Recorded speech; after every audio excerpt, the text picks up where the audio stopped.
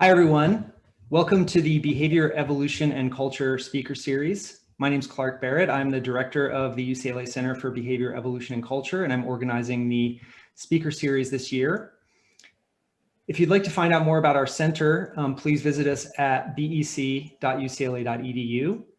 There you can find a list of upcoming talks. You can find an archive of past talks, including links to videos on our YouTube channel, which is UCLA Beck.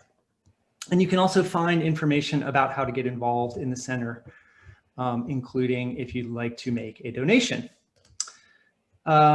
This is the last talk of our fall quarter in 2020. It's also the last talk of the year 2020. And before I introduce today's speaker, I'll just mention that our first talk in January is going to be Dr. Aaron Panofsky from the UCLA Institute for Society and Genetics. I don't yet have Aaron's talk and abstract, but as soon as I get that, I will be posting it on our website, and I will send out an announcement. So today, it is my great pleasure to welcome Professor Rebecca Saxe. Rebecca is an investigator at the McGovern Institute and a professor in brain and cognitive sciences at MIT. We're really delighted to have you here, Rebecca. And her talk is called "What is Theory of Mind? Implications for Mind, Brain, and Culture." If you'd like to unmute yourself for a second, please welcome me, join me in welcoming Rebecca to UCLA.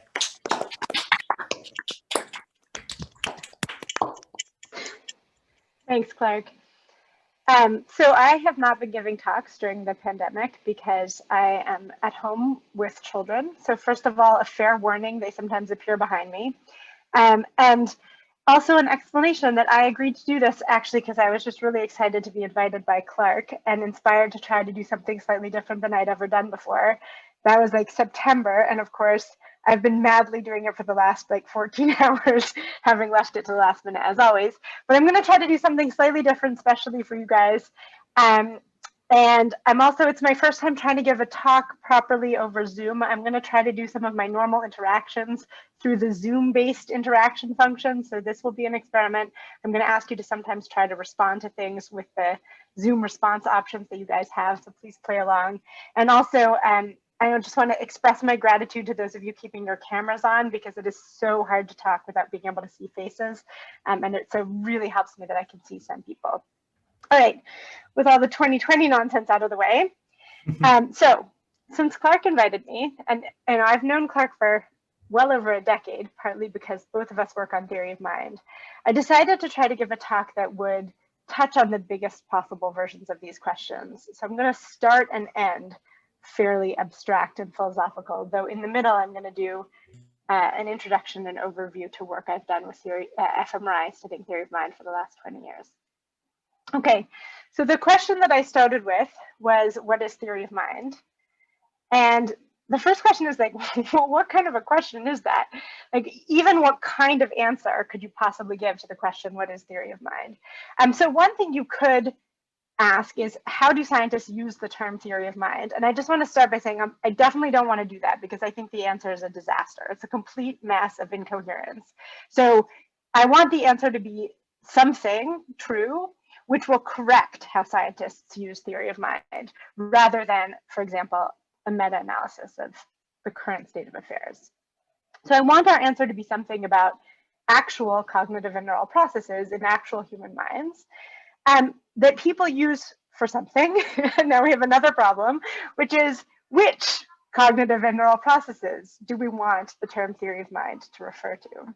Okay, so a common answer here would be everything we use to predict other people's actions.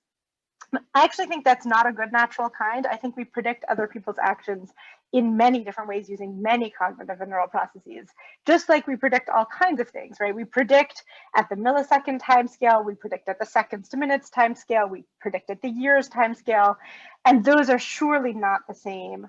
I mean, not just surely, as a matter of fact, observably, as well as in principle, those are not the same cognitive processes. So I don't think there's a good answer to what cognitive and neural processes people use to predict others' actions, other than to say they use many different ones.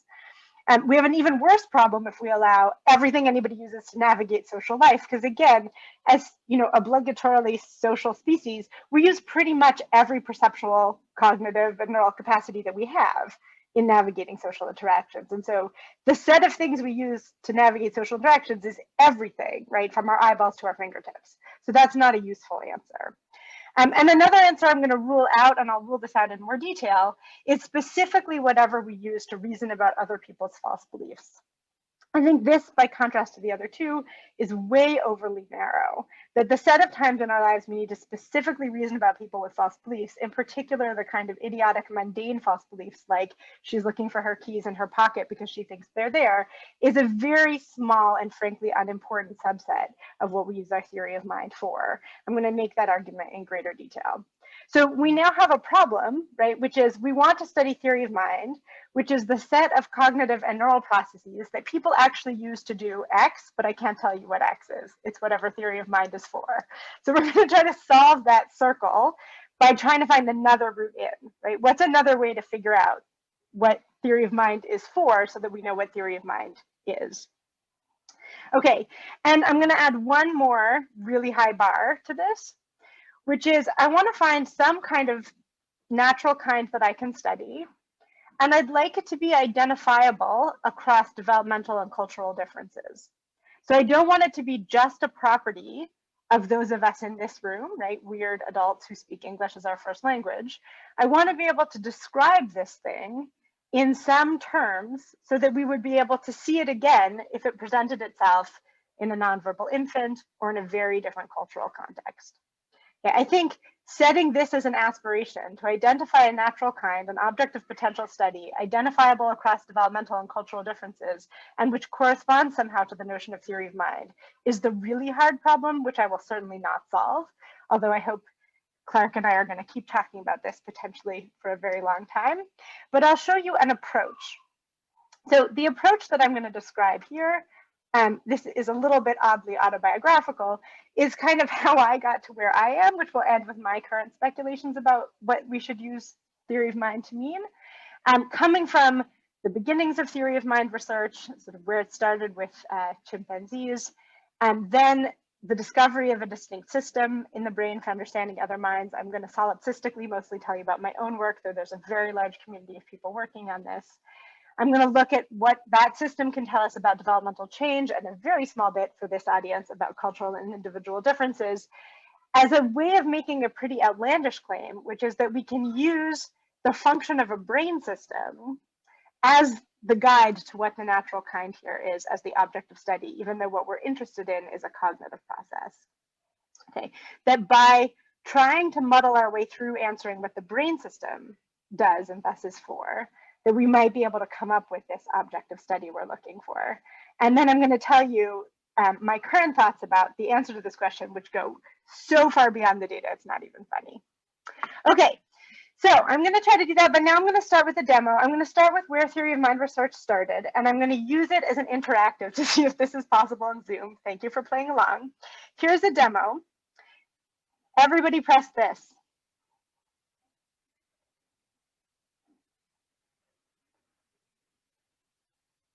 Press this.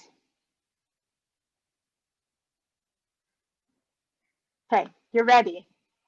Watch this.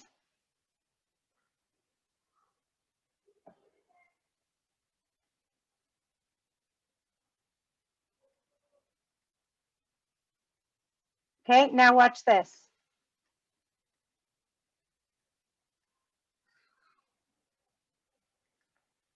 Okay, press to predict.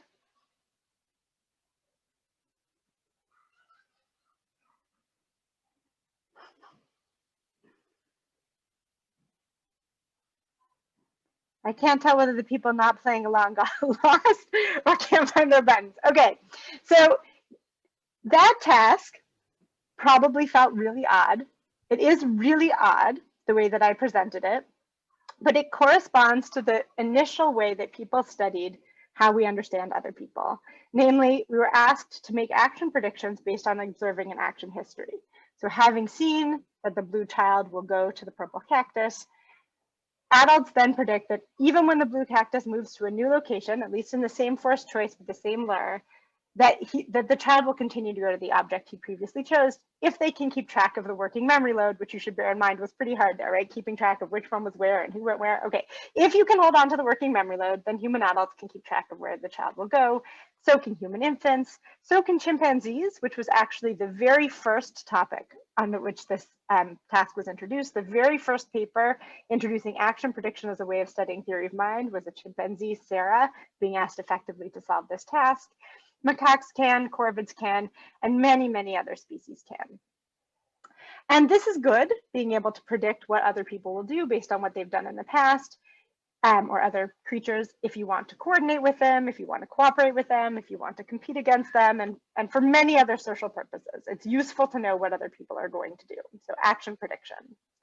Okay, so this conversation, which began in 1978, immediately became a conversation about how. What is the underlying mental representation that lets all these different observers predict where the blue child will go? And two hypotheses were raised. This was in a commentary on a BBS article in 1978. So two possibilities were raised. One is what observers represent is the action history itself, the character's policy. The character goes to the purple cactus given the opportunity. So in new situations, I'll predict that this character will continue to go to the purple cactus. And that works pretty well most of the time. But another way to get the same prediction is to say that blue child likes purple cacti and believes there's a purple cactus in a particular location. And so we'll rationally plan an action to get to the location of the purple cactus in order to maximize her expected utility. Okay, so both of these observers make the same prediction, that the blue child will go to where the purple cactus is. And so the dispute immediately became, how can we tell the difference between these two hypotheses? Between an action prediction hypothesis that says we track other people's behavioral preferences, maybe in somewhat abstract terms, and an alternative that says, no, we consider the inner workings of their mind in terms of what they want and what they believe and their rational planning. And in the beginning, the second alternative was called having a theory of mind. This is why this is all relevant, is there was a proposal that the term theory of mind be used for this one of the two options for how you could predict other people's behavior, that you have represented the internal workings of their mind. Okay, and so then the puzzle was raised. Okay, if these are both ways to solve the first task I gave you, then how can we test which one is going on in the mind of an observer? Under a very particular constraint. You can only use the experimental tools you have already introduced. You're not allowed any new tools. So just like I didn't explain to you what was going on, and all I gave you were two response options, and it was all nonverbal, we have to hold all those constraints constant and now tell the difference between these two hypotheses. Okay, so there is a way to do that, and here's how it goes. Everybody ready? This one happens fast, so concentrate. You're going to be asked to do the same thing, a two alternative forced choice prediction with the same response options. Okay, here we go.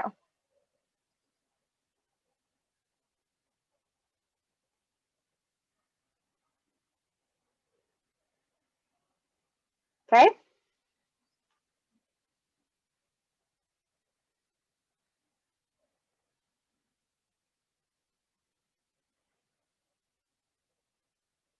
Thank you very much to everyone playing along with my game. Okay, so the idea here is, this is the false belief task, as it came to be called, right? The false belief task. This is a way of using a nonverbal two alternative forced choice action prediction task to tell the difference between these two hypotheses. Because if you represent an action policy, the child goes to the cactus, then you choose the thumbs up. If you predict a representation that is opaque to the world, so the child will go where they believe that the purple cactus is, then you predict they will go the last place they saw the cactus. Okay, and so this test, the false belief test, is the diagnostic two alternative forced choice nonverbal test between these two hypotheses, and as a result, became a topic of extensive obsession for the past 40 years. So in the beginning, the famous results were, if asked this way, chimpanzees, typically developing 3-year-olds, some of you all, and older children with autism spectrum disorder make the action policy-based prediction that a child who has previously gone where purple cacti are will continue to do so. Whereas humans aged 4 or 5 and older, typically developing humans, were supposed to make the correct answer, and thus were described as having a theory of mind, where the other 3 were described as not having a theory of mind.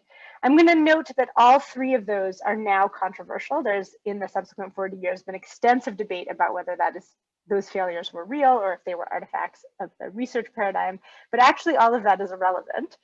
What instead I'm going to say is that original pattern of who passed and who failed by these criteria generated a really important hypothesis.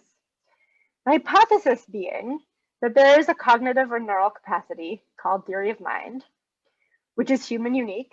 Again, this is disputable now, is slow developing, also disputable, and critically depends on some kind of distinct brain system that could be selectively impaired in autism. The selective impairment in autism is also not clear. But out of all of this empirical mess came one hypothesis that is true, which is representing the internal structure of other minds does, as it turns out, depend on a distinct brain system. Kind of amazingly, that entire way of generating a hypothesis, that one was right. And I'm going to show you a bunch of evidence for what I mean by that. And then argue that although its history is in this crazy false belief task, to understand its function and development and cultural sensitivity, we have to stop studying the false belief task. The false belief task was a red herring, a lucky coincidence for how we got into this research. And we cannot identify theory of mind with what you need to solve the false belief task, posing the question at the beginning. So what is theory of mind then? And that's where we're going to go. So I'm going to try to give you my emerging thought about theory of mind, trying to articulate what it is by characterizing what this brain system is for. Okay, so now we're going to do fMRI. All the data I'm going to show you from my lab uses this tool. And I'm not going to assume that everybody here knows everything about these methods. So I'm going to try to do very quickly from the very beginning all the way to current methods. Okay, so in the very beginning, when I was a graduate student, before we knew anything, the basic approach we took was inspired by the false belief task. We had people read stories that contained false beliefs, right? This is Anne who leaves lasagna in a blue dish, leaves, Ian throws it out, and she comes back still believing the blue dish contains lasagna. This is the same as the task I just gave you, but in words. And we were looking for where blood oxygen in the brain would increase in response to reading a story like this. Now, at the time, the principal method we were using was subtraction. So we wanted to see what parts of the brain were needed to solve the part of this task that is theory of mind. But as I said, we use every part of our minds and bodies to deal with social situations, including you have to see the words, you have to read the sentences, you have to engage in logical thought. And we wanted to isolate the part that was somehow about the mind relative to all the other cognitive capacities that you need to solve this task in general. And so we wrote control stimuli. This is inspired by lots of work in developmental psychology, in which people read about photographs. So these were photographs that had been taken of something in the world, here an island prior to an eruption. Then the world changed, and we ask about the content of the photograph. The idea is these are logically matched to false belief tasks, but don't involve anyone's mind. Then we measure blood oxygen changing across the brain while people are reading these different kinds of stories, and ask, where does the blood oxygen change more, go up more, as an indirect measure of neural activity, when the stories are about the mind compared to these matched logical stories not about the mind. Okay, so when we did that, we found a number of brain regions, and for this entire talk, I'm basically going to focus on one of them, the right temporoparietal junction, where in each individual subject, we saw a small patch of cortex, where if you look at the blood oxygen signal after I put a story about beliefs on the screen, so that's 0 is when the stimulus appears on the screen, the blood oxygenation would go up. For reference, 1% blood oxygenation is a lot. That's about half as big as the response to putting a visual stimulus in your early visual cortex. So it's a very big response.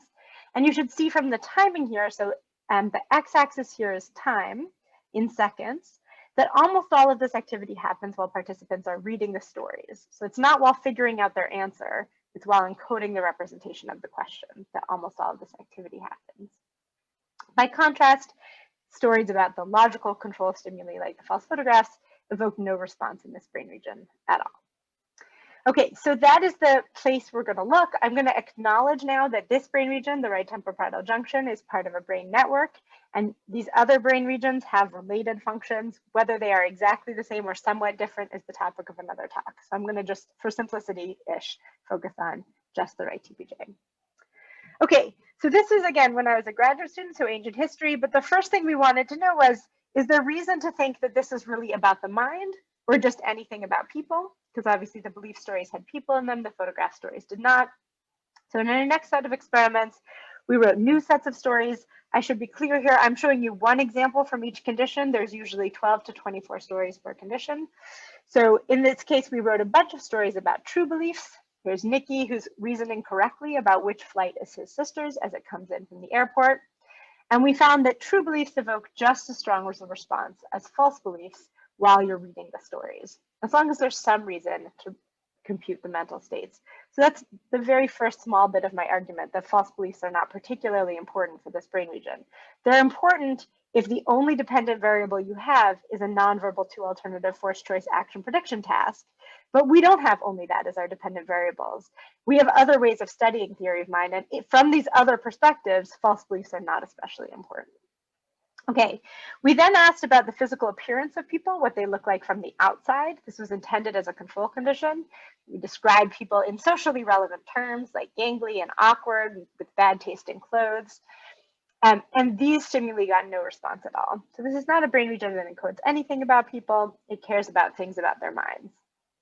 And then this was a Hail Mary or just a curiosity test. What about if it was internal states but not of the mind?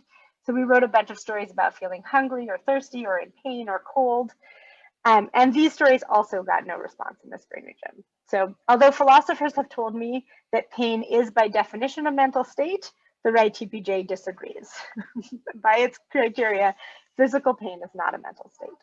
Okay, and we actually confirmed that in a study with 96 other stories where we described many different situations a person could be in. This is an example of getting your hand cut in dirty dishwater and it burning in the cut. So across all of these stories, we measured how much the stories made people think of, or how much the stories made described physical pain. And we measured the response to all the stories in the right TPJ. So here what I'm showing you is that in this set of stimuli, there were a subset that described a lot of pain. They're off at the right end of this graph. And those ones, if anything, evoked less response in the TPJ of the set we were including. So the TPJ is really not interested in bodily or physical pain.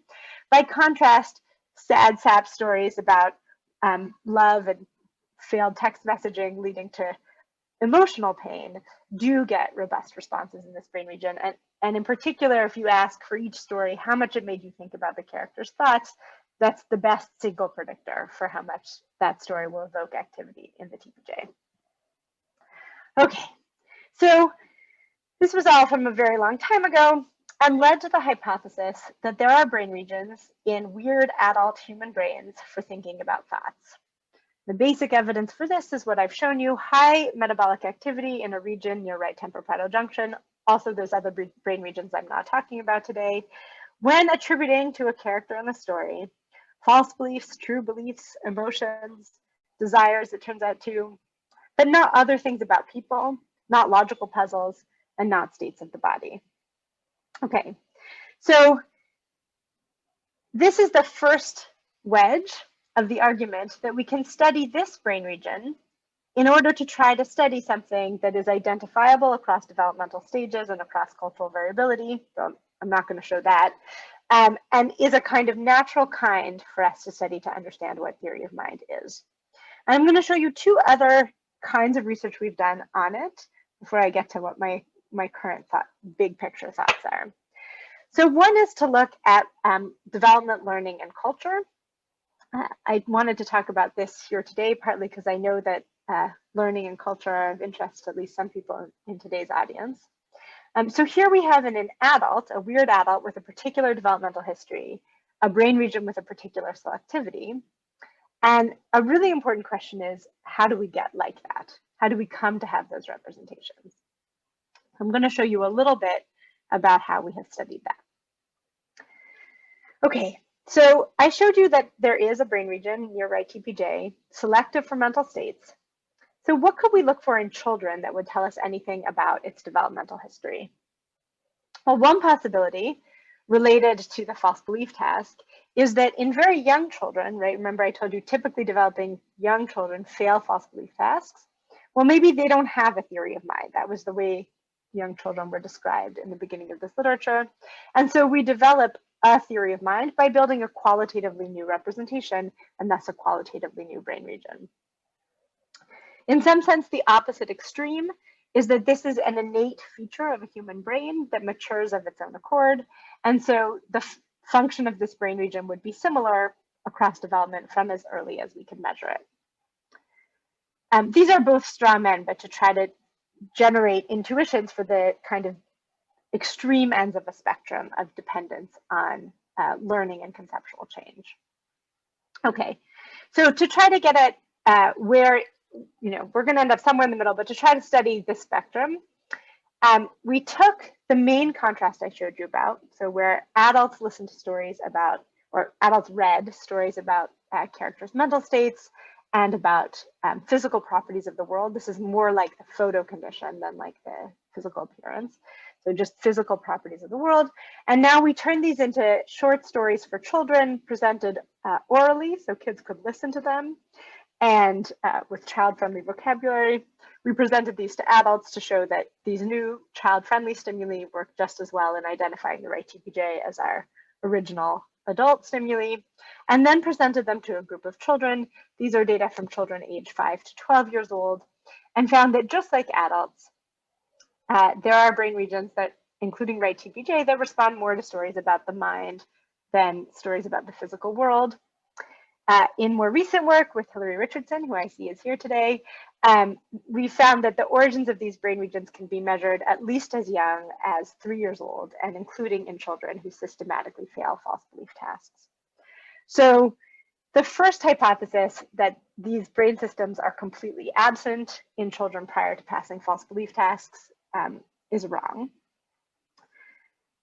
But it is also not the case that they don't change. So I'm going to show you one more property of these brain regions, which is the one I've been focusing on so far, which is that these brain regions in adults distinguish between facts about the mind that you learn about a person and other things about that person, what they look like, where they come from, who they're related to. So here's a replication of that finding in these new child-friendly stimuli, where the gray bar again shows the time when the story is playing. So just like in the stimuli I showed you before, the adult ones, in kid-friendly stories, if adults are listening to the story about the mind, then the bold signal goes up. If they're listening to other stories, it stays low. Okay, now in our first sample of kids that we ran on this task, if you look in younger kids, it looks like maybe the social stories are a bit intermediate actually. And in the youngest kids, what we find is the response to mental stories is just as high or higher than the response in adults.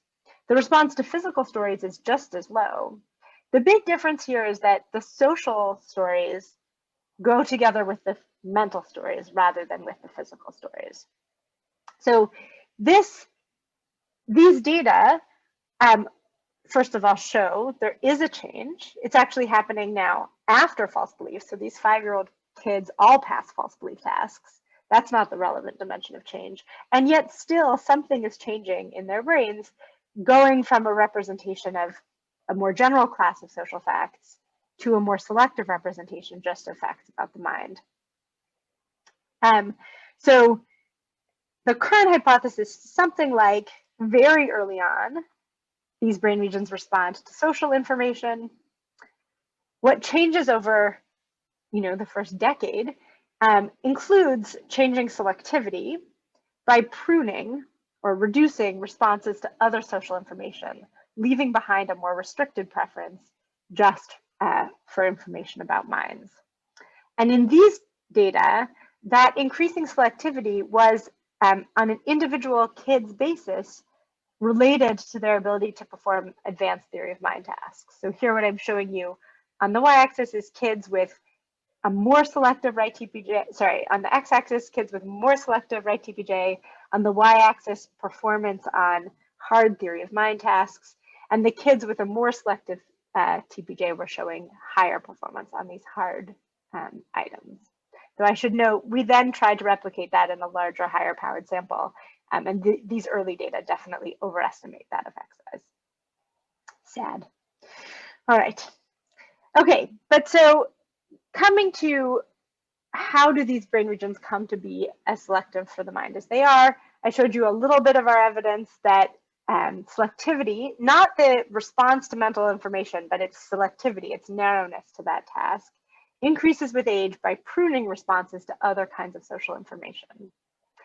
And the real reason I told you that is because it's relevant to asking how that change happens, namely whether it reflects learning from a culturally specific environment or maturation driven by biological age. So now we have something that changes, we can ask what makes it change? How does it change? So how should we distinguish learning from maturation in the system? We want to know what makes a kid's right TPJ become more selective to thinking about minds. So we need kids who are the same age, the same chronological age as the children in our original sample, but with high variability in their environmental experience to information about other minds. And there's a bunch of different ways that you could try this. And here's one of the ways that we tried. We studied children who are learning sign language, deaf children learning sign language as their first language. And we studied these children because of extensive prior evidence that for kids, deaf kids for whom sign language is their first language, if they have delayed access to sign language, which happens sometimes in families where nobody is a sign speaker before the birth of the deaf child, that delay leads to subsequent delays in performance on theory of mind tasks, even after children have caught up and become native speakers of sign language. And so we wanted to take advantage of that to look at how this one aspect of cultural learning, communication about the mind through language, could influence the maturation of this particular brain region. Okay, so I'll show you the same finding I described in other people's data now in our data. So this is our theory of mind task. It's a battery of many different items. Each dot here is a child, and on the x-axis you see the child's age. The gray dots are hearing kids being tested in English orally. The colored dots are all deaf children being tested in sign language, which is their first language. They're all now fluent speakers of ASL at the time of testing, but the colors indicate whether they were first exposed to sign language as infants because there was a sign speaker in their household, or if they were exposed to sign language later in development, either through school or through a parent learning sign language. And you can see that in our data, first of all, you can see these are very small samples. Finding these kids is really hard, especially children who are born deaf to non-signing families and don't have cochlear implants. But even in this very small sample, you can see the kids who perform well below their chronological age-matched comparisons are ones who had a delay in their initial exposure to language. Okay, so that lets us operationalize this big abstract question as what drives right TPJ selectivity to mental states? If we present these tasks in American Sign Language, will the children who have experienced delayed access to language show right TPJ function that is predicted by their age or predicted by their time of delay?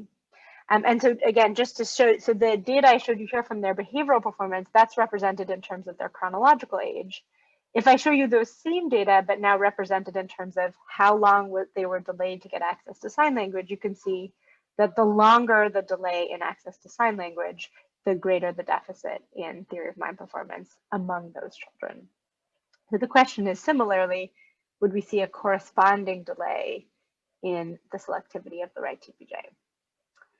Okay, so wanting to test this hypothesis led to a 7-year odyssey in my lab in which we had to construct an entire new research program in a language that none of us spoke. So I want to give tremendous credit to the research team that generated a whole new set of stimuli in sign language and ran 2-day testing sessions with these children who we flew from literally all over America to test them in the lab, and their families, to whom I'm deeply grateful. So this is what the stimuli look like in sign language. This is a story about the mind in ASL, if any of you speak sign language. This is a gloss of one of the stories that the children heard in the oral version of the experiment. And we compared that to the stories about the physical world. So this is a story about the physical world. One thing that I love about these stimuli is that if you don't speak sign language, I hope it's apparent to you that these are both intensely social stimuli. That is, we're watching a person making social expressions, engaging in all kinds of bodily movements. So if you thought that what the brain cared about was the surface of the stimulus, what it looks like, then these two stimuli are very similar and very social. So here again is the adults listening in English to stories about the mind and about the physical world. When we do that same contrast in adult native speakers of sign language, we get exactly the same result. So it's not the surface properties of the stimuli, but the difference in meaning that matters for these brain regions. And the right TPJ of ASL speakers, just like the right TPJ of English speakers, distinguish between stories depending on what their content is. Got something coming in. Okay, so that's cool, but what about kids, right? The key question here is, well, the one I was trying to present to you today is how could we distinguish learning from maturation as a source of this extremely selective response to mental states? So these are data now in ASL from the native signing deaf children, and befitting children of their age, their average age is 8. These kids show a highly selective response to mental state stories in these ASL stories. So they're strong response to mental stories and no response to social or physical stories. Now, what about age-matched kids who experience delayed access to sign language? Would they look more like the kids of their same age or more like younger kids with more similar exposure to language about the mind? Okay, so what we found is these children showed a much less selective response in their right TPJ, looking more like kids matched for linguistic experience than like kids matched for chronological age. And just like in their behavioral performance, the length of delay to their initial exposure to ASL predicted the extent of difference in the selectivity of their right TPJ. So the right TPJ in typical development increases its selectivity with age by pruning. The evidence from ASL speaking children is consistent with the idea that this biological process of becoming a selective representation of the mind is accelerated by a cultural experience, namely linguistically mediated conversation about the mind. That's a pretty rich interpretation of our data, and I'd be happy to discuss it more, but that's the one that I favor. Okay.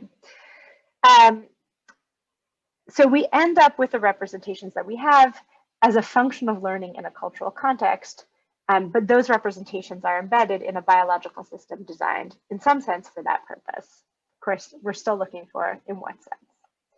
And to get to that, I want to get beyond selectivity, because by the time we were doing this research on change in selectivity, and actually well before we completed our 7-year odyssey on the ASL kids, the idea of selectivity started to feel to me like a euphemism for something, because selectivity tells us of an entire patch of cortex how much activity there is basically when you are versus are not representing a mind. Whereas everything of interest in how theory of mind works is not about whether you are engaged in it, but what is represented and how. And so we need a tool if we're going to keep going with fMRI that gets beyond saying this is or is not a mental state representation, and instead asks how mental states are represented. So we're going to switch to another way that we tried to use fMRI, and to do it, I'm going to introduce another dependent measure. This is moral blame. Moral blame is one of many things we do with our theory of mind, but it's a fun one to study. And also, to give you guys a chance to wake up and engage again, I am going to again ask you to respond in a demo. So I'm going to tell you a story, and I'm going to ask you to use the same buttons to respond, to give me your moral judgments of this story. Okay, so this is a story about Grace, who's on a tour of a chemical factory.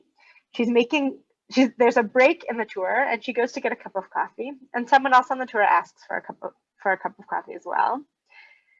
So Grace goes to the coffee machine and gets a cup of coffee for the other person and sees a jar of white powder labeled dangerous toxic poison and puts some of the white powder in the coffee. She gives this coffee to the other person on the tour, who drinks it and dies. Should Grace be blamed for putting the powder in the coffee? Okay, I'm so glad I've still got an audience. So great. All right, now what if instead of exactly that story, I told you the same thing, except for on the tour, she goes to get a cup of coffee and there's a jar of white powder next to the coffee machine labeled sugar. And unbeknownst to her, it has been contaminated by traces of a dangerous toxic poison. So she puts the white powder in the coffee and the person drinks it and dies. Should she be blamed for putting the white powder in the coffee? Awesome. Thank you, guys. All right. So that was a binary version of a task we did with a continuous dependent measure where we asked how much should Grace be blamed or how much should characters be blamed. There were days where we were coming up with 96 different ways you could accidentally kill somebody. My lab was strange in those days. But anyway, so here's averaging across many participants and many stimuli, representative data showing that typical weird adults say you should be blamed a lot if you thought what you were putting in the coffee was poison, even though it turned out it was not, it was merely sugar. Very little if you thought reasonably that it was sugar, even if it turned out that it was poison and caused, in this case, grievous harm and death. So the difference between blame for justified accidental harm and failed attempts is one way to look at a measure of how much people are computing mental states in making moral judgments. This is an interesting dependent measure for a bunch of reasons. One is, as I said, it's continuous, quantitative, and fairly sensitive. So unlike false belief task, which is binary, we have a chance of measuring smaller differences. Another is that it varies across development and across culture. So within typically developing children in Western cultures, how much you should be blamed for a mistake, like the one Grace made in the second scenario, changes a lot with chronological age. So whereas very young children, like 3- and 4-year-olds, even after passing false belief tasks, will nevertheless say that you should be substantially blamed for a mistake and for a harm caused based on a false belief. Older children, 7-, 8-, and 9-year-olds will say that you should not, just like you all just did. It's also interesting because of Clark's evidence for substantial cross-cultural difference in how people evaluate precisely these kinds of scenarios. So Clark developed an amazing battery of stimuli evoking similar contrasts between knowing and unknowing or justified harm, and asked people in all of these different places in the world how much the characters in those stories should be blamed when the harms were based on true beliefs, so they were intentional, versus on mistakes, so justified false beliefs of fact. And like you, typically developing adults in LA, I guess that's other typically developing adults in LA, since this talk is in UCLA, express a lot of blame for the knowing and intentional harms and very little for the justified mistakes of fact. But that is not a cultural universal, at least not as measured this way. So there are cultures that show much less differentiation between these two, including perhaps most famously in Fiji and the Osawa, people who say there's no difference between them at all. So if we can study neural representations underlying this distinction, then maybe we have a chance to study something that could be sensitive to cultural variability as well. There was reason already to believe that the TPJ is necessary for these representations in weird adults. This is from an experiment we did a long time ago with TMS. So TMS is transcranial magnetic stimulation. It's a way to transiently make a strong magnetic pulse that's targeted, as you see at that point of the dot, and then put that on a desired brain region. Here we're going to target the motor cortex that controls my hand. So you can see that when you fire that pulse over motor cortex, it makes a pulse of neural activity. Okay, and then translated down the motor neurons makes my hand twitch. All right, so TMS, because it creates this big pulse of activity in the targeted neurons, disrupts the pattern of processing of the input that they would naturally be receiving. And so can be used in what's called a reversible lesion method to see what happens to cognitive processing in the absence of that normal pattern. So in this study, we compared moral judgments of these kinds of stories when TMS was put on a control brain region behind the right TPJ versus when it was targeted at the right TPJ itself. Participants don't know where their right TPJ is, so they didn't know when they were in the control condition versus when they were in the experimental condition. But you can see that when the TMS is targeted at the right TPJ, this difference between a mistake of fact and a knowing intentional harm, actually what I'm showing there is a attempted harm, a failed attempted harm, gets smaller. So we can reduce the role of mental states and moral judgment by interfering with processing in the right TPJ. But we already knew also from both this experiment and many others that that's not because there's different amounts of activity in the right TPJ. The right TPJ is not selective for accidental harm. As I told you before, it doesn't distinguish between true and false beliefs. The average amount of activity in the right TPJ is the same whether you're reading about the knowing harm cases or the unknowing harm cases. And so this was a good case study for us to look at whether we could measure what this brain region is doing, not in terms of its amount of activity, but in terms of the pattern of activity, which we hope is a way of getting at something closer to the neural code. So the idea is we can find the right TPJ as the brain region that responds more to beliefs than photos in the same kind of stories I showed you before, and then look inside it as we present stories, many different stories, that describe either knowingly harming somebody, right? So there's, again, 96 different ways you could accidentally harm. You could, in this case, on purpose harm somebody. You can measure the magnitude of TPJ response to those. And the same thing for the unknowing cases. And as I told you, the magnitude of response is not different, but if you look at the spatial pattern of response, so where is there relatively more and relatively less activity within the right TPJ, then you can still sometimes find reliably different spatial patterns of response to each of these categories of stimuli, even though the average magnitude is the same. And when that's true, when the patterns are different, then you can do something called classification or decoding, where now instead of giving you the story, I just give you the pattern of activity. And you can see, I forgot to give you the button responses, but you can do it in your own mind. If I told you only this is a new story about a harm, could you guess if that was an intentional harm or an accidental harm, only knowing what pattern of activity it created? If you feel like you could tell which of the two original patterns this new pattern is more similar to, then you are using your brain to do pattern-based decoding of fMRI data.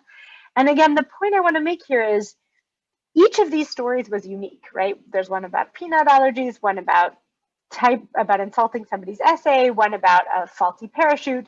The new story happens to be about asthma. None of that is evident in the pattern of activity that I'm showing you here.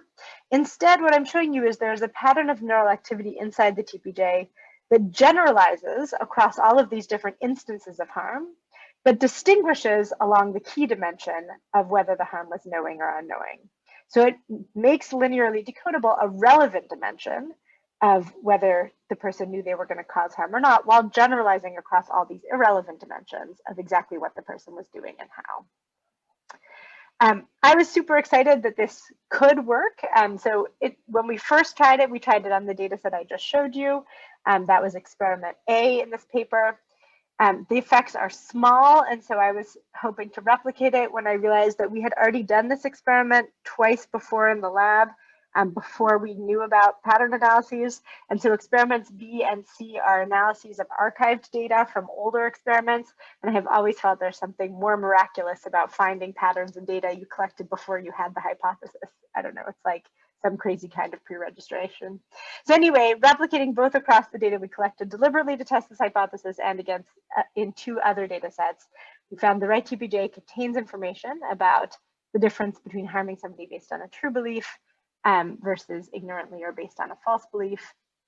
And actually, this is also relevant to behavior. So if you look in individual participants at how much they judged that knowing harm was worse than unknowing harm, the more a participant judged that knowing harm was worse than unknowing harm, that is, the more they exculpated people for justified false beliefs, the more distinct the patterns were in their brains while they were reading the stories. It's a pretty remarkable brain behavior correlation. One piece in the follow-up, since now I'm showing you the RTPJ contains information about true versus false beliefs, whereas I've been telling you all along false beliefs are not important, pay no attention to false beliefs, is was this a distinction about false beliefs? Is that what was being distinguished?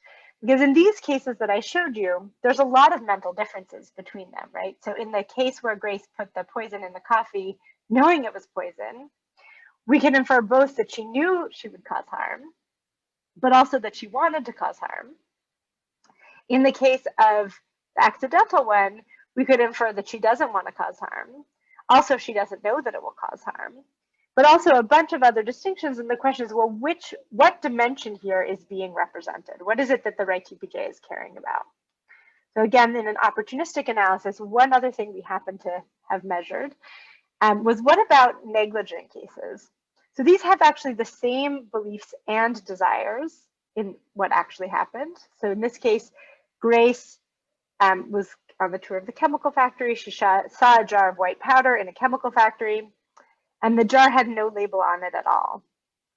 So she inferred that it was sugar, and without wanting to cause harm, put this white powder in the coffee. Now, people behaviorally judge that in a chemical factory, an unlabeled jar of white powder probably shouldn't be trusted. And so this is an intermediate case where even though she wanted not to cause harm and she thought she wouldn't cause harm, in fact, she's still somewhat to be blamed for having caused harm because she should have known. So we can compare these 2 cases and ask, if you match what she wanted and what she believed, but contrast just her justification, can you still tell the difference in the RTPJ? And here, in this experiment, I'm showing you classification. So this is training on some of our data and testing on left out data.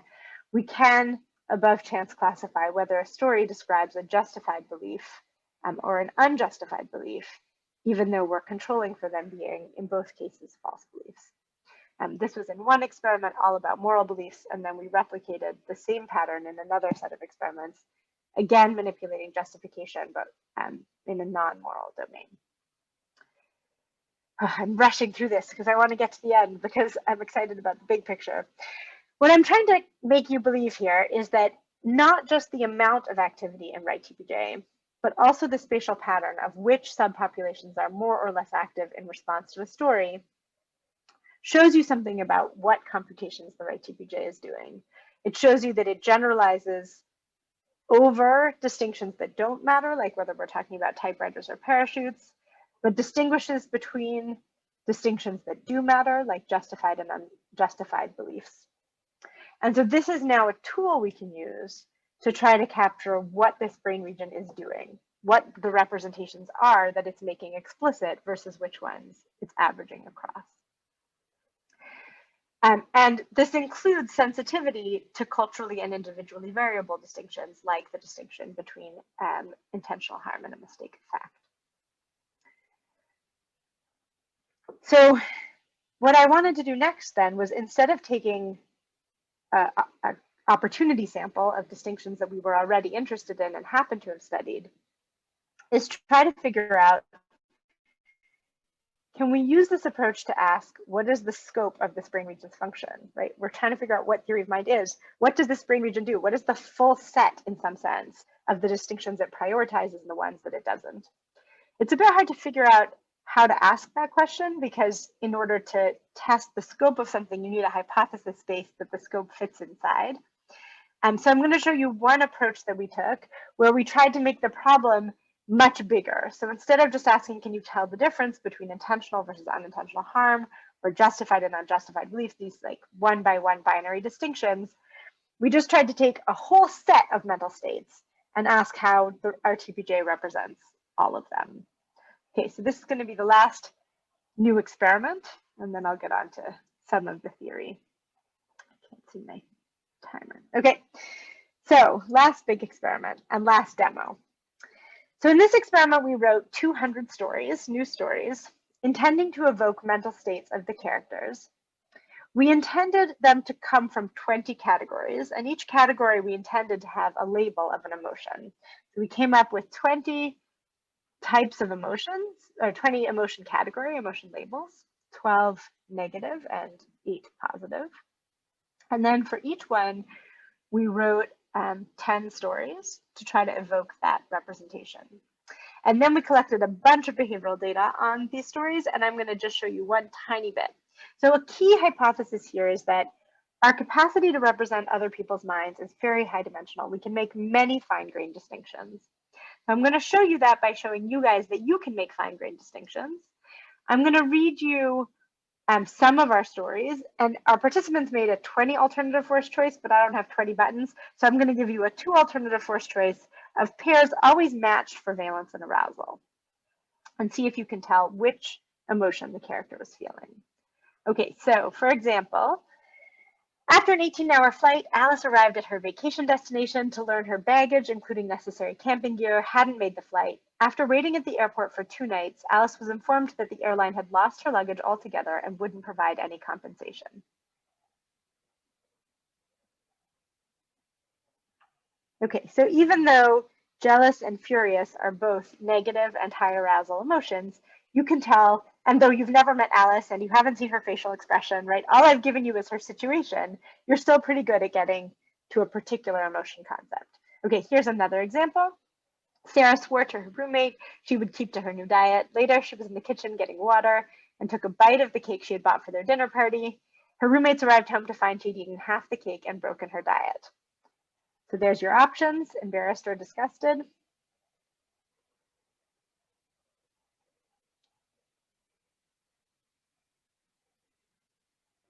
One thing I like about this example is that if I just told you that someone had eaten half a cake, disgusted is a pretty good option.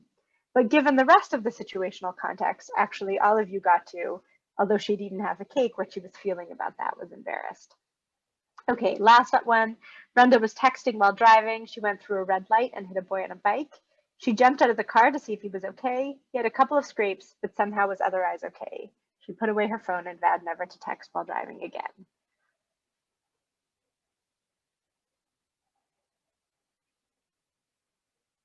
Okay, so everybody got that. This one is sometimes more ambiguous to people because both hopeful and grateful are good answers in this case, but grateful is slightly better.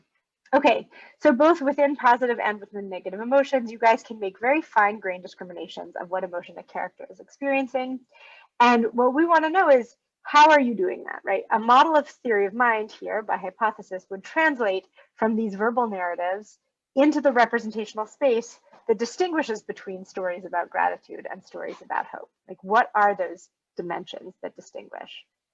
Okay, so one way to think about this is, well, we made 20 categories.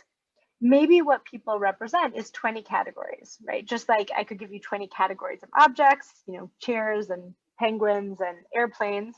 Maybe these are just 20 categories of experience, and what people represent are each of these distinct categories.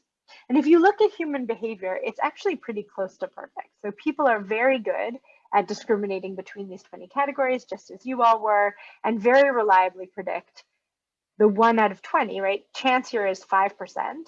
People are way above chance in predicting 1 out of 20 which emotion the character describes is intended to have. Okay, so how are these 20 categories represented in the brain? Well, here we took a slightly different approach than the analyses I've been showing you before. Instead of starting with a specific region of interest, we started with a 20-way classification, and we just said, show us anywhere in the brain where there's information that could get you above chance in making this classification. So where if you knew the pattern of activity in that brain region, you would be above chance at saying which of these 20 categories the emotion came from. That's a very low bar, actually, because you'd be above chance if all you knew is whether they were positive or negative, right? So we said, where in the brain can you see if you're above chance? And this is the answer, which is exactly the same brain regions that you get if you ask where is there most activity to stories about beliefs. That is non-trivial. It doesn't have to be the case that pattern information is in the same places as maximal responses. Actually, for lots of other distinct domains, it's not true at all. So interestingly, even though information could have been distributed all over the brain about other people's emotions, in these stories it isn't. It's quite selectively represented in the RTPJ and its associated other brain regions. Okay, so then we can look inside those brain regions and do the same thing I've done above with the human confusions, which is for each story category, I can ask how similar is the pattern of activity for that story to each of the other categories. And if these brain regions are representing 20 different categories, then the similarity matrix in the brain should look like the similarity matrix in behavior, right? Stories from the same category should be very similar to themselves. And stories from different categories should not be similar at all because they come from different categories. And that is not at all what we find. So although it is true that stories from the same category are more similar, there's lots of structure in the off-diagonal, lots and lots of similarities and dissimilarities between pairs of stories not drawn from the same category. So this now lets us do a new kind of fMRI analysis called representational similarity analysis, where we try to make theories that could explain this pattern of neural data, right? The target for the theory is now to predict which categories of stories about emotion will be more versus less similar in the brain. And so, for example, we can compute how well the categorical theory fits the data. And you can see it fits above chance, right? You're slightly better off knowing which category a story came from in predicting how similar the pattern will be in the brain. But only barely, right? That only contains a tiny bit of the information in the neural similarity pattern. So we tried a bunch of other models, of which I will show you two. One, which is in some sense the leading model of emotion, is valence and arousal. So this is a representation that says two stories are more similar if their categories are matched on valence and arousal, right? Negative stories with high arousal, positive stories with low arousal, those will be similar. If they're not matched on valence and arousal, they will be dissimilar. Now, I already showed you that in your behavior, that doesn't account for everything you can do because you can discriminate between emotions even though they're matched in valence and arousal, like furious and jealous, or grateful and hopeful. But we can say, okay, well, what about this neural representation? Does it contain information about valence and arousal? So the fit between that prediction and the neural similarity data is a lot better than the category data. That captures a lot of the off-diagonal structure, but not the best we could do.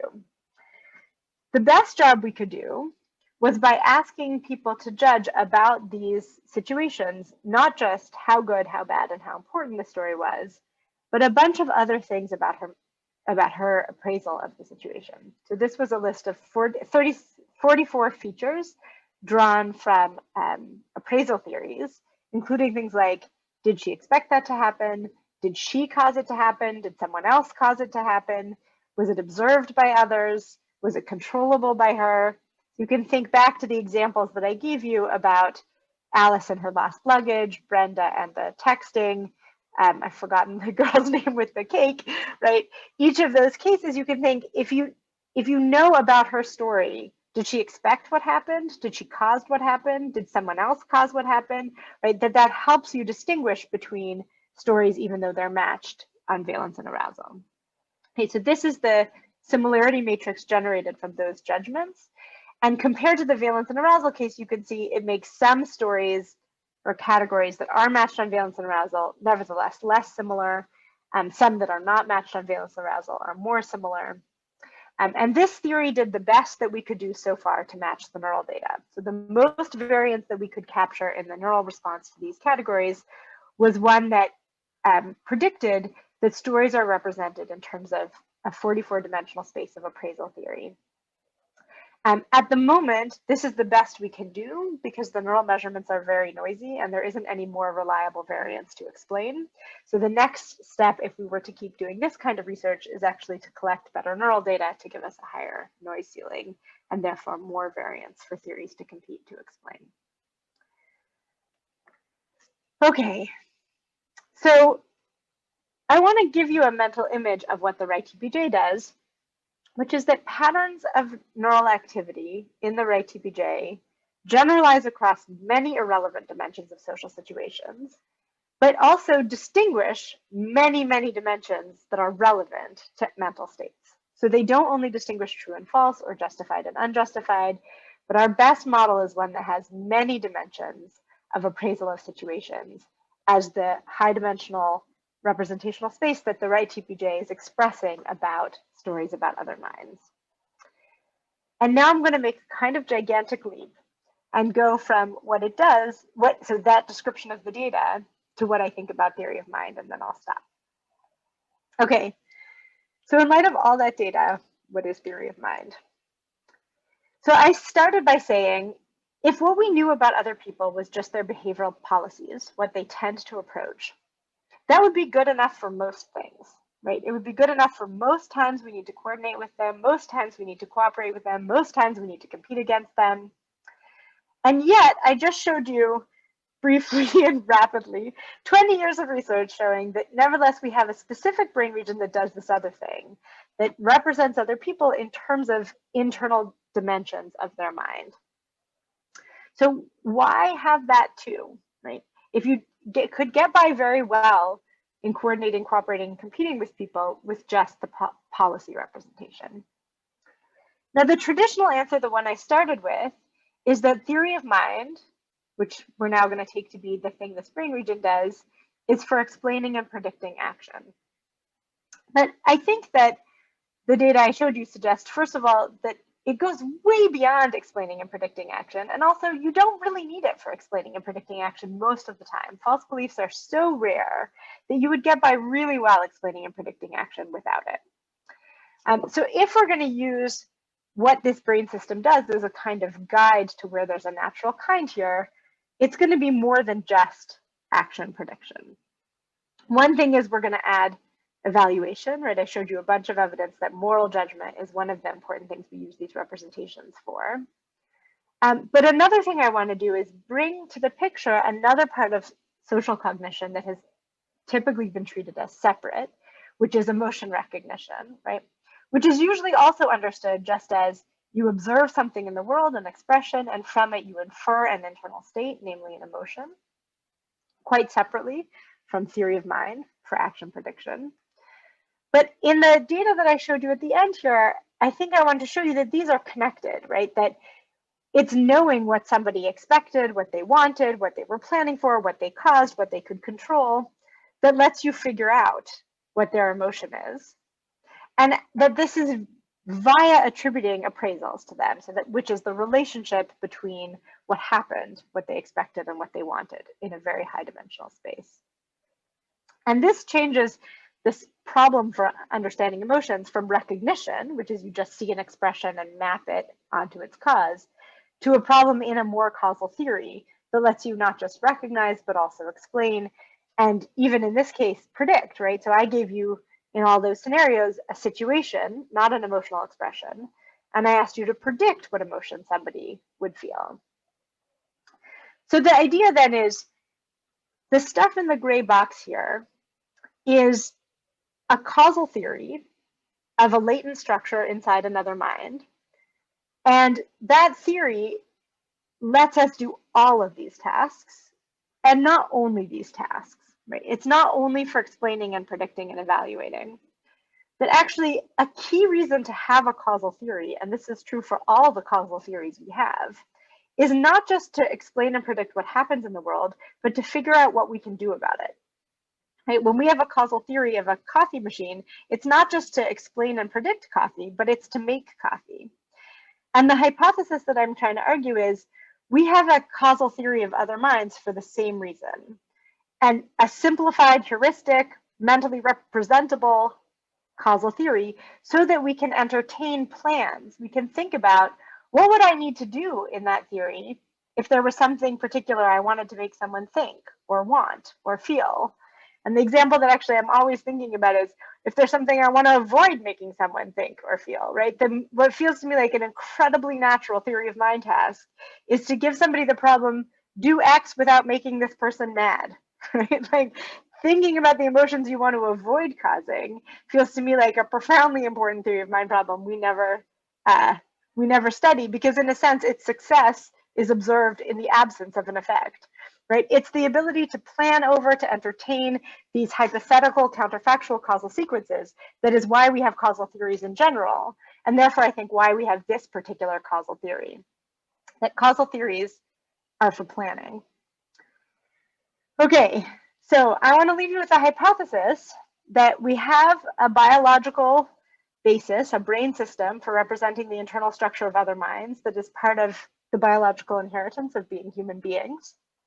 Within this is a very structured and specific set of conceptual latent variables, which are learned in a culturally sensitive way through things that include conversation about the mind, but whose overall functions, which include predicting, explaining, evaluating, but especially planning around, planning to intervene on and planning not to intervene on other minds, is human general.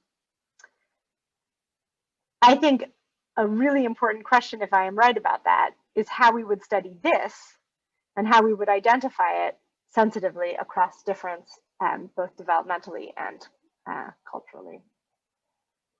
Okay, so I told you a little bit about the origins of theory of mind research in a very constrained methodological space where the participants were nonverbal and could only give binary responses that led to fascination with the false belief task, and seemingly serendipitously to the hypothesis, which turns out to be true, that there is a distinct brain system in human adults for understanding other minds. We can use this brain system as a particular kind, I think a uniquely powerful window on developmental change, and hopefully on cultural and individual differences. And that by backing up to ask what this brain system is for, we can generate some ongoing thoughts about what theory of mind is. If all of that was too much, I want you to take home two messages. One that I'm sure of, which is representing the internal structure of minds depends on a distinct brain system. And the other one I'm not sure of, which is that the function, development, and cultural sensitivity of this brain system is to have a lay causal theory, which is used for explaining, predicting, evaluating, and perhaps especially planning for how to change minds. And I want to thank particularly the sequence of amazing graduate students that over the last 20 years did almost all of the research that I showed you, and all of the participants, and you for your attention. Thank you, Rebecca, for a fantastic and thought-provoking talk. Okay, well, we have some time for questions. Before we start with the questions, I'll take a list. And again, please, if you can, use the raise your hand function in the participant section, and I'll maintain a list of people to call on. I wonder if I might just start, Rebecca. This isn't actually a question as so much as just a comment that this method that you're using is, I think, really cool and potentially new. So I'm putting on my evolutionary psychologist hat here. And it seems to me that what you're doing is something that is like reverse adaptive inference, which is... That sounds like a terrible idea. Which is inferring from the phenotype what the adaptive problem is. Because typically in evolutionary psychology, at least as I was trained to do it, you're supposed to go the other way, which is...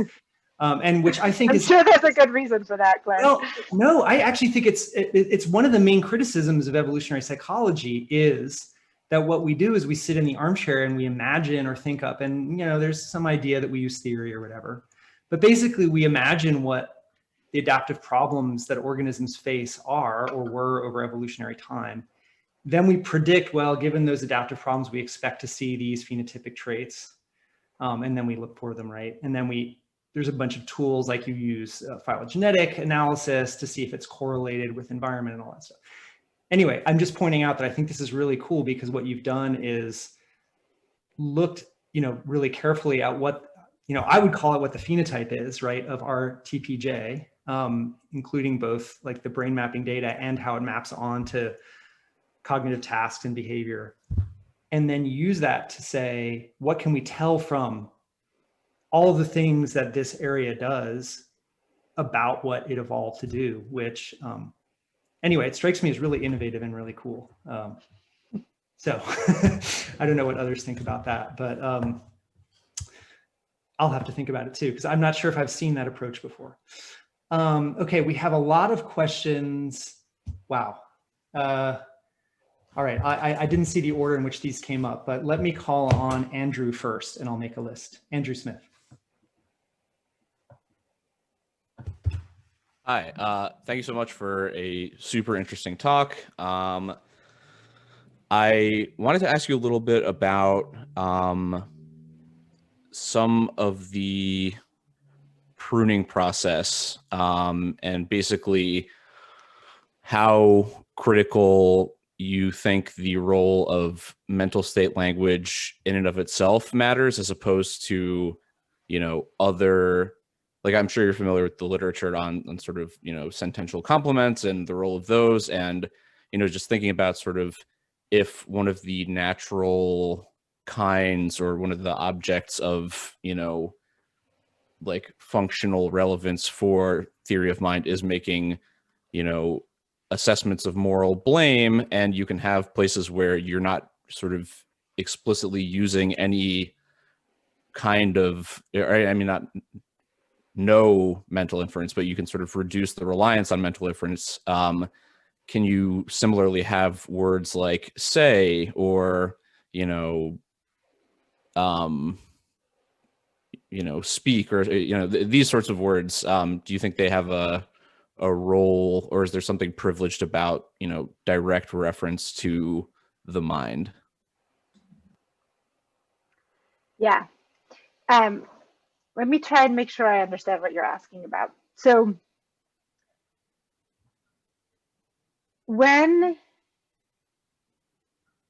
kids are learning to think about the mind, one of the things that they have to learn is that sentences about the mind, when expressed explicitly, have this property of opacity, right? Which is, if I say, Andrew thinks it's raining in California, that implies nothing about whether it's raining in California, right?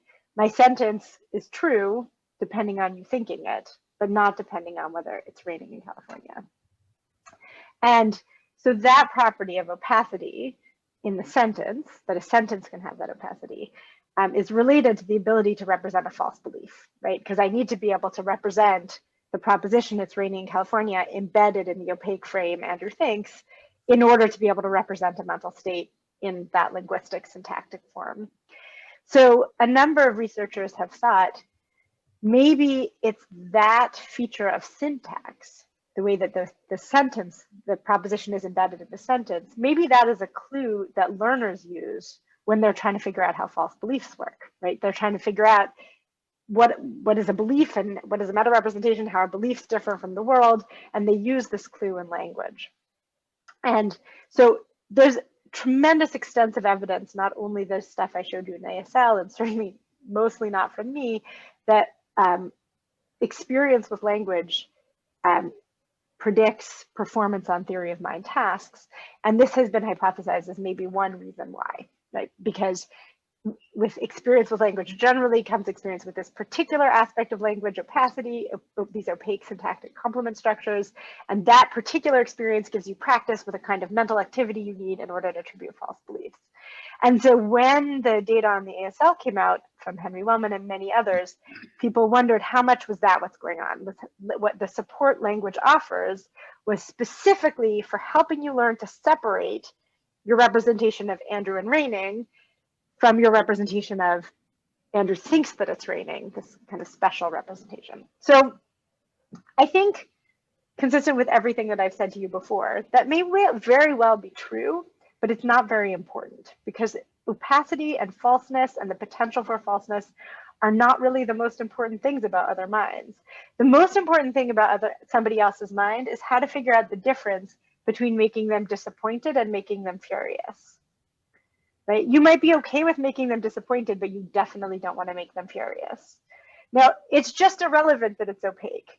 right? The structure you need in order to consider what are the appraisals of their world, given what they want, given what they expect, given what I have control over, given what they caused, given who else is around, what can I do to make sure that they only feel disappointed and not furious? It's just irrelevant whether that's true or false. So I think all of this energy we've put on studying how to create the cognitive capacity to represent false beliefs has just distracted us from the hard work of understanding what theory of mind is and what it's for. That's the kind of main crazy claim I'm trying to make in this talk. This is only for you guys. I've never done this before, and if it crashes and burns, I'll never do it again. So this might be my one time making this argument. Can I just ask a quick follow-up on that? Yeah. Because I am in agreement with everything you're saying, but I was just wondering, in terms of like the stimuli that you've used in the stories, have you in the past, or is there data that suggests you get sort of the similar rise and fall in brain activity? Yeah. So I tried really hard to test that kind of hypothesis early on because I knew the same literature you do. It doesn't matter in the slightest if you put mental state words in your story. You can have them, you cannot have them. It doesn't matter at all. And in fact, a sentence like, Andrew thinks it's raining in California is a terrible stimulus for the right TPJ. You get barely more response to Andrew thinks it's raining in California than you do to it's raining in California. You get a significantly higher response, but just barely. And that's because the right TPJ can't do anything with Andrew thinks it's raining in California. So what? And if I tell you a little more about Andrew or any reason why it's relevant, like Andrew was hoping for a picnic and he thinks it's raining, now suddenly the right TPJ cares and you get a big response. But the syntactic form doesn't matter. It's the relevance to the mind that predicts the response. Cool. Thank you so much. Super interesting. Thank you. Okay, we've got a lot of questions and I'm afraid we probably won't be able to get to all of them. Please keep in mind that we have like 7 minutes left. So if you can ask your question. Clark, I can stay for a little longer afterwards if that's okay with you. Okay, sure. Yeah, we can go a little bit longer. Not too long, but a little bit. Okay, sounds good. I'm sorry, it's my fault. I went 10 minutes over with the talk, so maybe I'll give 10 extra minutes to the discussion.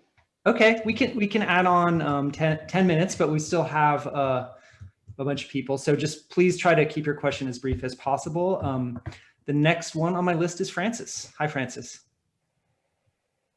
Yeah, thank you. Yeah, Rebecca, that was really interesting.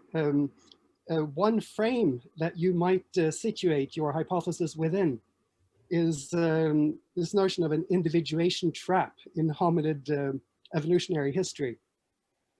As our cognitive capacities get more sophisticated, it becomes harder and harder to coordinate with others, and typically you get smaller and smaller groups. At some point, humans manage to overcome this trap and form very large groups. And the reason they can do this is that they're capable of modeling other minds.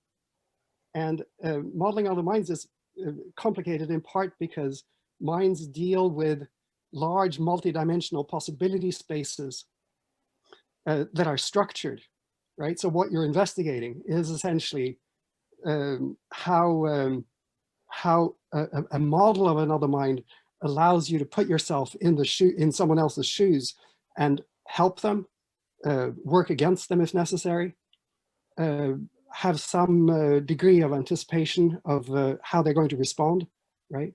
So these are the tools that we need to form human societies. Yeah, I mean, I think it's a commonplace about theory of mind that it must be very important. So I'm sure it's very important for something. I think the question of how we sustain very large scale collaboration is super interesting.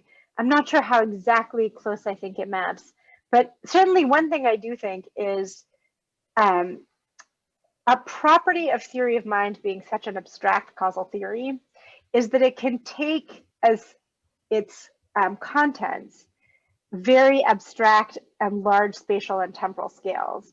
So there's so many things I didn't have time to tell you. And one of them is we have other action prediction systems in our brain. I've studied them and so have many other people. And one of them near the right TPJ is very good at predicting actions in the space of bodies. Like if I move my hand this far, where's my hand going to go next, right? It represents action and action prediction in the unfolding space of bodily movement. So part of what I think about that is that's a very incredibly important spatial and temporal scale for local coordination, right? If you and I want to lift a table, it's no good my representing that you want the table to be lifted. I need to represent, like, are we lifting right now and with how much force, and you know, we've got to coordinate our bodies to get through the doorway. So that whole process, I think, is incredibly important and not part of theory of mind. I think theory of mind, or, you know, insofar as I'm trying to define a thing I'm talking about, the thing I'm talking about, it's not about that. It's not about getting through a doorway. But what it is really good at includes things like, what should you do if you want to be a tenured professor at MIT, right? Which is, if you tried to predict that in terms of bodily movements, you'd be completely out of luck. It's just not a bodily movement kind of prediction problem. So I think the thing I see in common with what you're saying is the system I'm describing is capable of representing expectations and goals and appraisals at a very abstract level that averages across large spatial and temporal scales that are very hard to predict over with the other systems we already have in our brains. And maybe that power to predict people's actions at that kind of scale, maybe that's something that we use for our largest scale coordination. Thank you. Thanks. Next, a question from Xian. Hey, Rebecca, thanks for the fascinating talk. I just want to say that I totally buy the sort of causal intervention story despite the lack of evidence. But I guess like one question I have following up that, you seem to, you know, in making reference to like this functional role that people have suggested previously, which is that it's about prediction and coordination with others. And you sort of suggest that maybe that's not as important as people think it is because false beliefs aren't that prevalent in daily life. I guess firstly, the thing I would say is that it seems like, at least in political life, false beliefs are really common, and that's how we sort of reason about how other people might act, or at least different beliefs. Maybe none of us are right.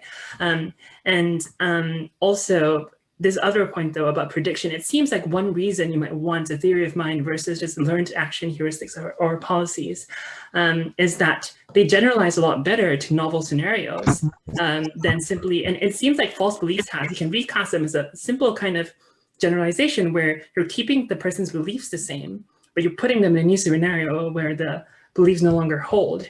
And it seems like in order to generalize in terms of like both desires as well, you really need a theory of mind where, you know, for example, you saw this person putting poison in a coffee cup to poison someone, but then, and you figure out they want to kill them, but in a new situation where there are no poisons available, but they have a knife, then maybe they would use a knife instead. Right. Yeah, thanks. I think your question is great, and it's clarifying a thing that I didn't say well at all, which is, if you take theory of mind and ask, what do we use it for? I think the answer definitely includes action prediction. It's just, if you take action prediction and ask, how do we do that? I think the answer rarely includes the kind of theory of mind that I'm talking about. So does that make sense? Does that clarify what I'm saying? This is one of those subset problems, right? I see. Yeah, I guess maybe. Yeah, I'm curious how rare you think it is then, but maybe that's I think if you take question. this, so this is a thing people have recently tried to do sometimes. Like if I'm looking in the literature, and I think this is a terrible idea.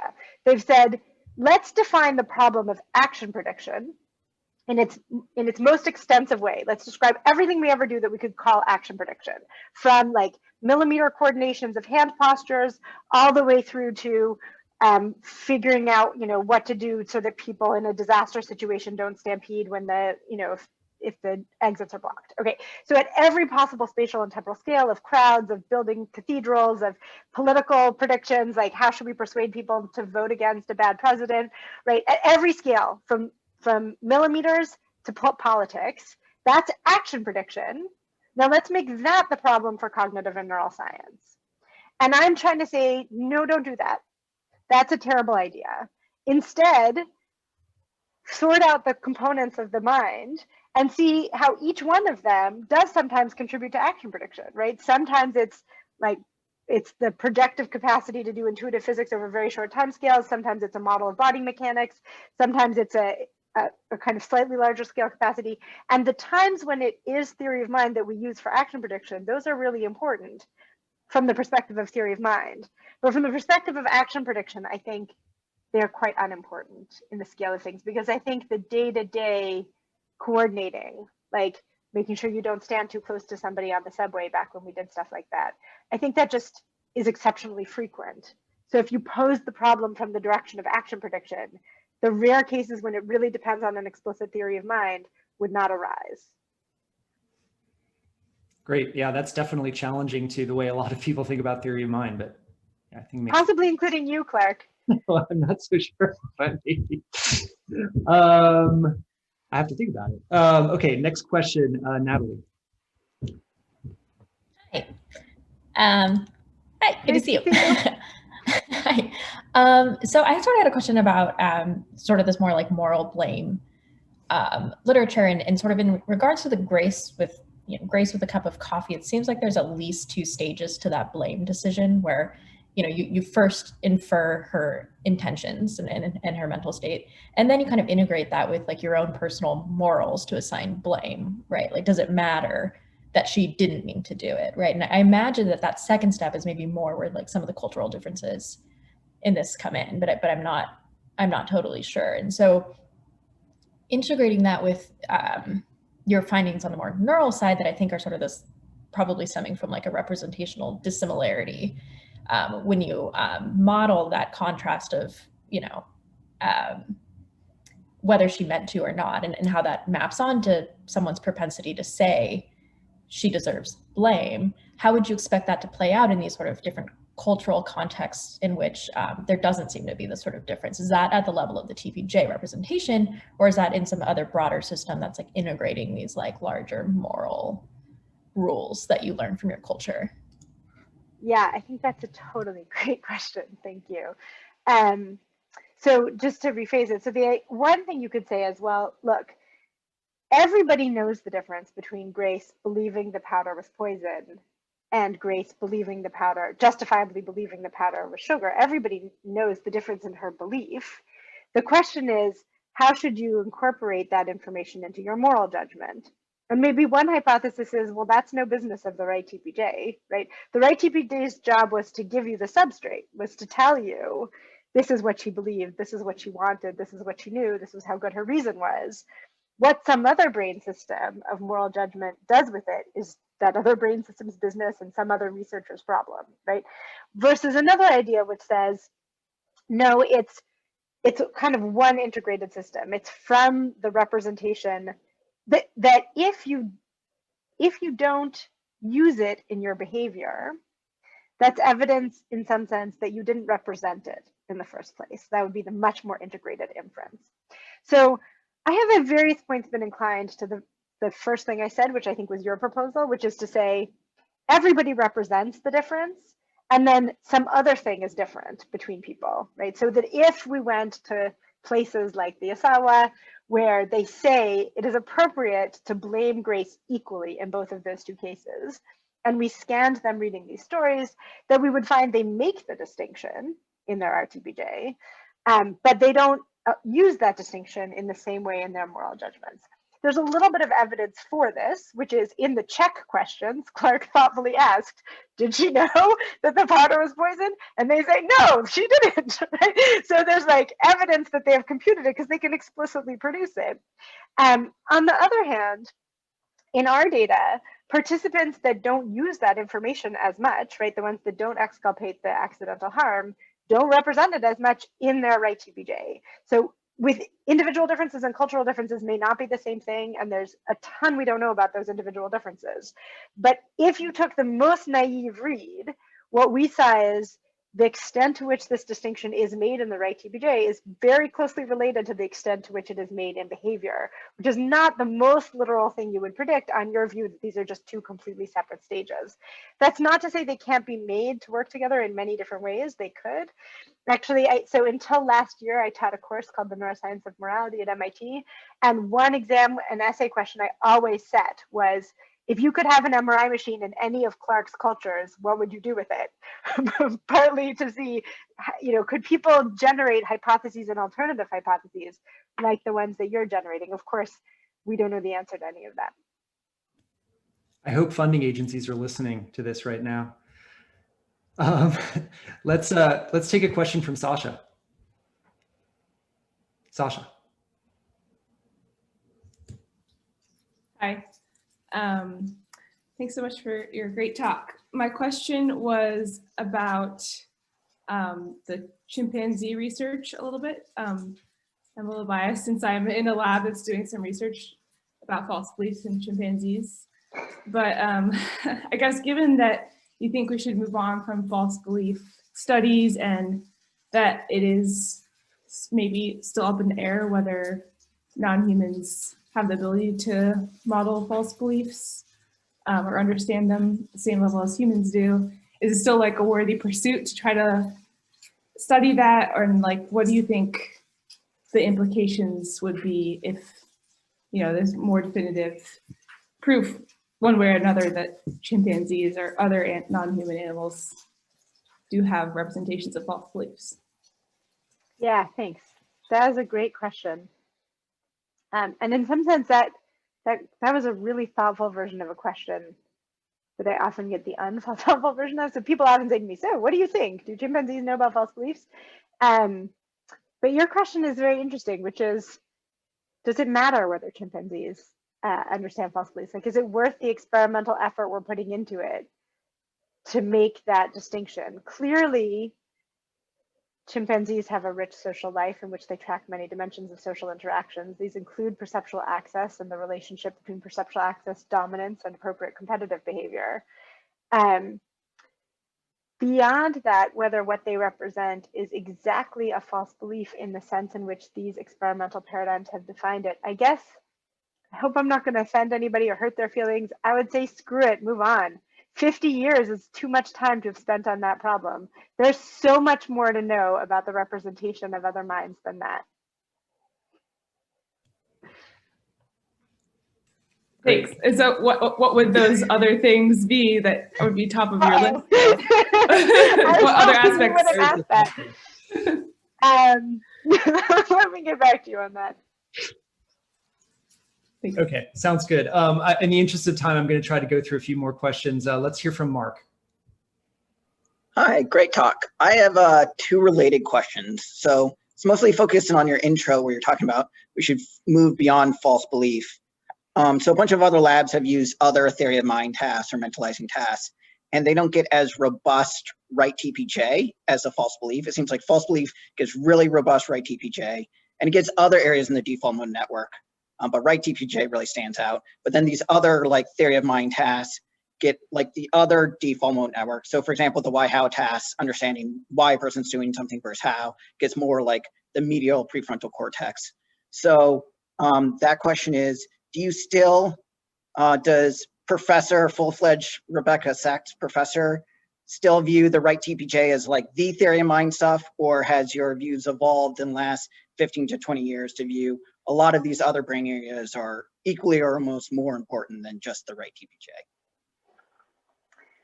Well, your question poses a problem for the rhetoric that I offered, which is that we should define theory of mind as whatever the right TPJ does. Now, you could say that was a dumb rhetoric. It was certainly an oversimplified one because I was trying not to make this talk last 17 hours, though I should warn you that I have once given this talk in 17 continuous hours, so I know I'm capable of it. In reality, I think the right TPJ and the medial prefrontal cortex are part of the same story, and we should not tell one without the other. I think the question about both what they have in common and what they do differentially to one another is really interesting and important. And in all of the pattern, so in every experiment I've ever done, we always measure, of course, all of them. There's no such thing as the default mode network, but in the brain regions that we're talking about, and the TPJ and the MPFC, all of those different studies that we did, you could ask, well, did they show the same pattern or did they show different patterns? And my favorite is when they show different patterns, right? So as you say, when there are different information is prioritized in these different brain regions. One of the most systematic regularities, one that I wanted to talk about today, I didn't have time, is that when there is a difference, it's often well described by the TPJ prioritizes epistemic distinctions and the MPFC prioritizes motivational ones. So even actually with accidental and intentional harm, when people have compared accidental harm in the sense of I didn't want to, like I tripped, I didn't want to hurt you, but I tripped, versus I wanted to hurt you, that distinction is prioritized in the MPFC. whereas unknowing versus knowing harm is prioritized in the TPJ. That's at one instance of a more general regularity that the MPFC, when it's representing other people's minds, prioritizes motivational distinctions and the TPJ prioritizes epistemic ones. I think it's really interesting that those are partly separable. And I don't think any computational account of theory of mind should be given without at least incorporating both of them. Okay, great. Let me ask everyone, we've got 4 more questions. Let's try to squeeze them in, but please try to ask your question in like a sentence if you can. So we have Kevin, Dan, Jeff, and Emmy. Kevin. Kevin? Mark pretty much asked my question, but great talk. And one of my childhood best friends, Freddie, is actually your grad student. So hello. Okay, good. Dan. Oh, thanks, Rebecca. And keeping in mind that you said you've never done this before and you're not sure if you will again, I applaud the talk. It was very ambitious. I thought it was very well done. But I want to push back a little in both agreeing with Clark and disagreeing with him. And I think Mark's comment here makes it clear how, right? Clark is right that you have turned the usual evolutionary psychology gambit on its head. But taking the phenotype as isomorphic with the module, which is essentially what you've done, is problematic when some aspect of the phenotype is multifunctional. So, you know, your gambit of, well, we're going to focus on RTPJ works great if that is a unitary thing doing one thing. So if you're an early anatomist, the heart is a pump. That's what it does. And you can discover that by just looking at that aspect of the phenotype, right? But if that thing does lots of things and is connected to lots of other things, as Mark's remark suggests, right, then that gambit doesn't work at all. So if instead of looking at the heart, you look at the blood and you say, what is the blood? Well, the blood is lots of things doing lots of different things, and it's not a natural kind. And you set your goal as answering the question, is theory of mind a natural kind? But you substituted RTPJ for theory of mind. And that might not be a natural kind because it's not a mechanism. I love this question, but there's no way I'm going to answer it in 1 minute. So look, the thing Mark said and the thing you said are different. Mark said the natural kind you defined is too small. You have to make it slightly bigger, like maybe make it as big as a network. And I, of course, flagged for you guys right from the beginning that there is a network there of highly interconnected brain regions with very similar functions, of which I'm going to talk about apart for brevity. What you're saying is neither the narrow thing, the TPJ, nor its network is a kind in that the account that I'm giving of its function is not complete. It does completely unrelated things as divergent from theory of mind as the trash collection and blood and oxygen delivery functions of blood are, right? Which have in common only that they need transport, right? I would still say transport, really important function of blood. And also I would say, it sounds to me like you're exaggerating the diversity of functions that RTPJ participates in. This is related to a long-standing dispute I have with people about how to identify brain regions. It's true that in the approximate cortical location of the TPJ are brain regions with extremely diverse functions. If you do a better job of individual subject localizing of the specific brain region you're interested in, I have argued for 20 years, I'm now kind of bored of this, you will find a much more narrow set of functions does a better job of characterizing the role of the TPJ. So, that's a long-standing debate. I've convinced some people, I haven't convinced other people. I kind of feel like we could talk about that for an hour if you wanted. Okay. Thank you for that question. That sounds like a discussion to be had over many. I know, doesn't it suck that I can't come visit? I wanted Clark to invite me when the pandemic was over and we could go out for drinks afterwards. Yeah, or just come for a quarter. Okay, next question is from Jeff. Thanks, Clark, and thank you, Rebecca, for coming today. But Natalie's question basically was my question, so thanks. Okay, we have another question from Emmy. Hi, you started talking about links to other brain areas, which was part of my question. I have 2 parts to the question. One is, do links to other brain areas correspond to different subcategories of these 20 things you were categorizing? And the second question is just, what about brain damage to the temporal? Basically, it sounds to me like you're saying it's like the fusiform face area is kind of like the final classification area for this sort of stuff. And so I'm curious about whether there is brain damage to it and what that leads to. Yeah, so there is lesion evidence that damage to the TPJ selectively impairs some kinds of false belief tasks. I'm arguing that false belief tasks were not the right tasks. We should have had better tasks. But if you want false belief tasks, then that, yeah, there is evidence that damage to the TPJ selectively impairs false belief task performance. And yes, the cultural evolutionary history of this work is that the person who discovered the FFA, Nancy Kenrisher, was my mentor, and I went to work with her saying, wouldn't it be cool if some higher order aspects of human social cognition also had dedicated brain systems just like the FFA? This was not the one we were looking for, actually. We were looking for something that was lower level, more about person representation. In fact, specifically, I was looking for person representation. That was part of the model of face perception. And I was looking for biological motion perception. And I thought that would be a satisfying thing to study. We included theory of mind in the pack of things we did just for completeness. It was one of the things that we were trying as a measure of social cognition. Irritatingly, it worked better than anything else. I spent my entire graduate school degree trying not to work on theory of mind. The vast majority of experiments I did were not about theory of mind. The experiments I did about theory of mind all worked and all the other ones failed. And now everybody thinks I study theory of mind.